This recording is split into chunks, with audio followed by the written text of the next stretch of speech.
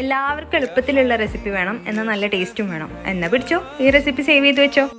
ആദ്യം ചിക്കൻ ഒന്ന് മാരിനേറ്റ് ചെയ്തെടുക്കണം. അപ്പം എല്ലില്ലാത്ത ചിക്കനിലോട്ട് ഉപ്പ്, മഞ്ഞൾപ്പൊടി, മുളക് പൊടി, വെളുത്തുള്ളി, ഇഞ്ചി പേസ്റ്റ്, 1 ടീസ്പൂൺ തൈരും കൂടി ചേർത്തിട്ട് നല്ലതുപോലെ മിക്സ് ചെയ്തിട്ട് ഒരു 5 മിനിറ്റ് ഒന്ന് റെസ്റ്റ് ചെയ്യാൻ വേണ്ടി മാറ്റി വെക്കുക. എന്നിട്ട് നല്ല തിളച്ചെണ്ണയിലിട്ടിട്ട് ഇതൊന്ന് ശാലോ ഫ്രൈ ചെയ്തെടുക്കുക. എന്നിട്ട് ഇത് കോരി മാറ്റി വെക്കുക. ശേഷം അതേ സെയിം എണ്ണയിലേക്ക് തന്നെ നമുക്ക് സവാളയും ക്യാപ്സിക്കവും പിന്നെ പൊടികളൊക്കെ ചേർത്തിട്ട് വീണ്ടും നല്ലതുപോലെ വഴറ്റുക.